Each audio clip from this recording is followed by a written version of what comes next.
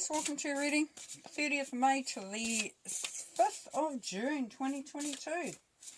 Now, this won't resonate with everybody, so if you want a personal reading, head off onto my website at theclearingheart.co.nz or theclearingheart.com and book a personal reading. Have a look at my other stuff too while you're there. Alrighty. Now, just bearing in mind that there's a real strong sense of heart, a vibration coming through, and some people are finding that they're, that's really showing up for them. So you may find that your relationships with yourself as well as everybody else is maybe changing. A real sense of connecting with self. Looking at what serves, what doesn't, but yeah, so the heart stuff's really, yeah, we are moving into a very heart-centered period, and yeah, it's going to impact some more than others, of course, but just be aware of that. Okay, can you see it? Yes, you can. Alrighty, we've got some good stuff here though. Got a bit of this and that actually. We've got you in the centre here, Aries, the Queen of Wands. You're right smack bang in the centre, so you're right smack bang in your powerhouse. It is about you, it is about what serves you and what's best for you, which is really, really nice. Above you is the Five of Wands, where there is a sense for some of you that you're needing to stand your ground, or there's a situation that's created an issue, there's a challenge. And so definitely staying within your power is going to help you with that. Remembering, because the Queen of Wands, she does not like to be challenged in the fact that you can't do such and such, or you can't have such and such. It's like, ain't going to happen. The Queen of Wands wants everything to be fun and beautiful and spontaneous and passion-filled as well. So if it's not you, then it's somebody around you with that similar sort of energy about them. Now below the Queen of Wands, we've got the King of Cups, which is nice. So the King of Cups is somebody who is very centered in themselves, really balanced emotionally, but also has a very big heart, generally. The King of Cups, Pisces energy, this particular king will... It's quite a stabilizing influence, really. So if you're feeling like you're being, like as I said, being challenged, then the King of Cups may be somebody that would be giving you advice, giving you support. Or you could sort of, for some of you, it will be that you're wanting to take on this energy because you do not want to allow yourself to be taken off center. Okay, on the top here we've got the Fool 2.0. So 2.0 is telling us that rather than thinking about making that change, making that leap of faith, moving into that new chapter, new step, it's time now to really do the dive. It's kind of like the time is almost going to pass if you don't really take the opportunities now. Now that's just for some, it's not for all. Some will find that they're quite happy in where they are, and that's perfectly fine. That's great. Taking this chance though, it could be that you're looking at doing something new or something that is increasing. So the vibration of something is it's amping up because it's like time to dive, time to do it. There's justice here, so it could be to do with something legal, which can be a contract. So for some you may be looking at signing a contract of some sort. Could be a employment contract, a marriage contract, a contract for a house, a contract for anything really. So, but something legal. And it's coming to a resolution. So you're coming to the end of that. Nine of Pentacles. This is independence, total independence here. This is really standing in your power. So what we've got up here, we've got the Ten of Pentacles, and that is real abundance, prosperity, just things really coming together. So you've got that, then you've got you standing in your power, and then you've got your independence. So there is for some a very clear line that this week we'll see you really starting to move forward in quite a big way, because we've got the world over here, down here. Now the 9 and the 1 is, the 2 and the 1 is a 3, so 2 and 1, and 2 is stability and 1 is you. So it's really building that structure, but it's also duality as well. So for some of you, you're reinventing yourself. But the world is karmic. The world is saying you've experienced a life. You have gone through some stuff. And you're now at a position to really start to jump back into who you are. Jump back into where your power lies. Above the world there is the tower. So we've got some justice, which is balance coming through. You standing in your power, and the tower. So this is telling us for some of you that there could be, like, it could even be a divorce. But for some of you, it is really about putting things to rights, which is going to upset some stuff, potentially. It's not a bad thing. The tower is very beneficial. And because, once we dismantle something, we rebuild it in the way that we want it. And as you've got the Ten of Pentacles up there, you really do know how to rebuild.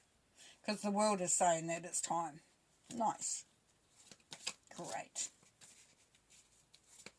Okay, let's go for the full 2.0, please. Wisdom of Experience, Six of Wands, which is normally the success card. The Six of Wands, yes. As I said, that experience, that living your life. You're getting to a point where you really know, you know what you want. You can feel it. It's just within grasp.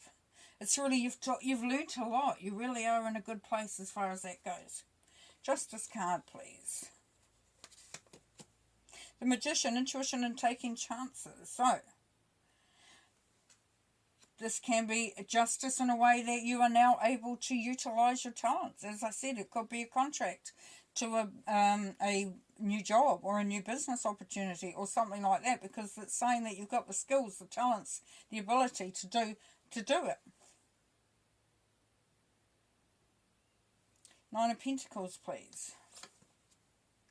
Cautious progress. Six of Swords. Six of Swords is saying you can start to really believe in yourself. Some of you may have been a little bit cautious as far as, I've been through a bit. I'm not really feeling 100% confident.